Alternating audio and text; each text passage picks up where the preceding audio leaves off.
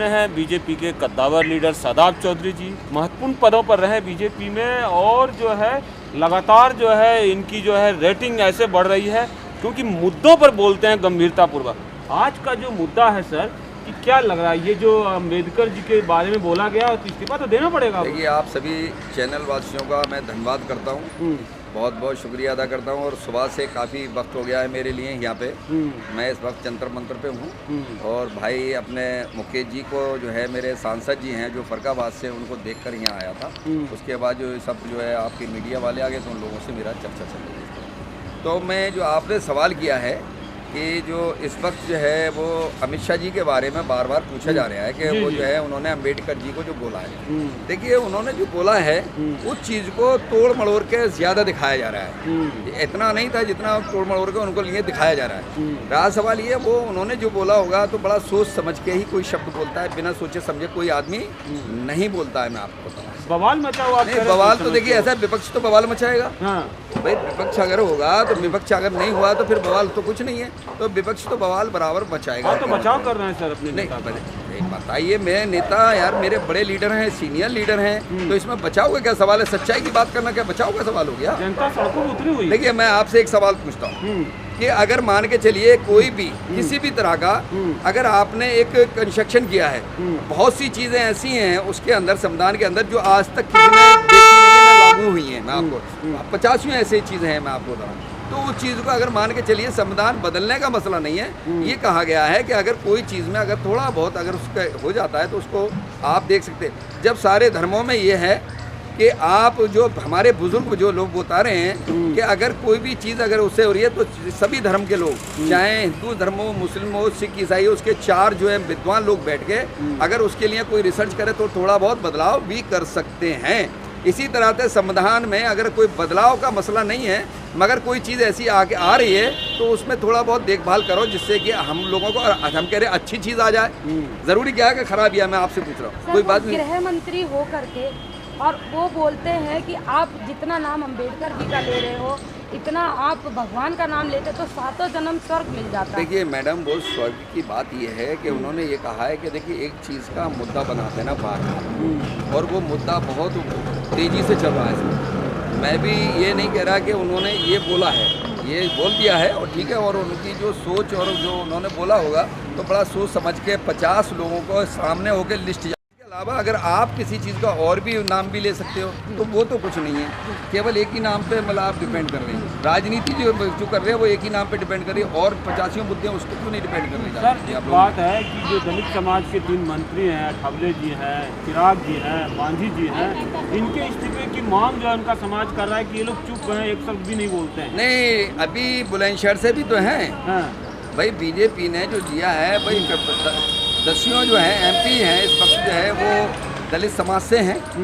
तो अगर मान लो पार्टी ये सोचती तो क्यों देगी उनको टिकट, मगर ये है कि रिजर्व सीटें देना पड़ेंगी। तो इसलिए जो है वो सारी चीज़ को तो ये जब मान के चले पार्टी में कोई आदमी इस तरह की जो है वो लेके नहीं चलता।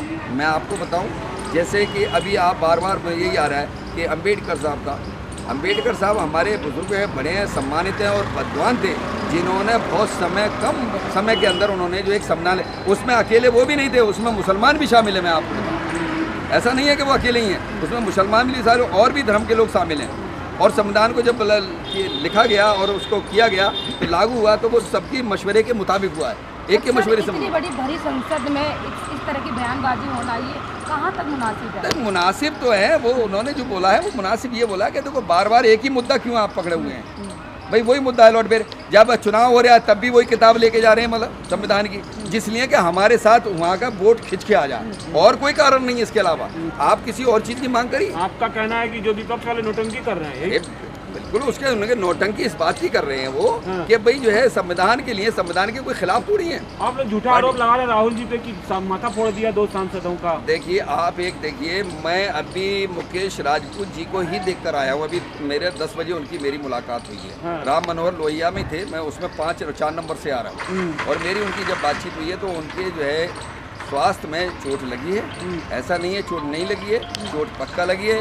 और जो है वो राहुल जी के भीड़ भाड़ के उससे, राहुल जी के उसमें जब वो खुद कह रहे हैं कि भाई मेरे जो है चोट जो लगी वो राहुल जी की उससे लगी। अच्छा, ये तो नहीं है कि विपक्षी आवाज बंद करना चाहते हैं, राहुल जी को जेल भेजना चाहते हैं आप लोग? देखिए, अगर किसी चीज़ कोई आदमी गलत काम करेगा तो उसके खिलाफ मुकदमा होगा और वो जेल भी जाएगा। जेल भेजने बहुत बड़ी बात निकल ऐसा के थोड़ी आई जो है। नहीं है भाई, आप कोई गलत काम कर दो तो आप मैं यहाँ मीडिया वाले हो तो इसका मतलब ये है कि आप किसी आदमी पे बदतमीजी बोलोगे, मारोगे तो आपके खिलाफ क्या FIR नहीं होगी? तो विपक्ष की आवाज बंद हो जाएगी अब तो? भाई आवाज क्यों बंद हो जाएगी? देखिए, ऐसा नहीं है, एक अगर जाता है तो 10 भी पैदा होते हैं, ऐसा नहीं है। हम भी जानते हैं ये बात, हम पर पार्टी में है, राहुल जी तो बहुत राजनीति। ईमानदार है, किसानों गरीबों के मसीहा माने जा रहे हैं लगातार। सत्ता में आगे तब पता चलेगा ना कि कितने ईमानदार और कितने मसीहा हैं। हाँ। आप भी देखें ना कितने मसीहा हैं, कितने हैं। उनकी दादी हैं, उनके रहे हैं सब। वो हमारे बड़े हैं, सम्मान सबका करते हैं, हम इज्जत सम्मान करते हैं, ऐसा नहीं है, वो हमारा बराबर सम्मान कर रहे हैं उनका। हाँ। और मैं आपको बार बार बता रहा हूँ, ऐसा नहीं है, जब आप किसी चीज पद पे बैठ जाएंगे तो आपको भी सोच समझ के कदम उठाना पड़ेगा।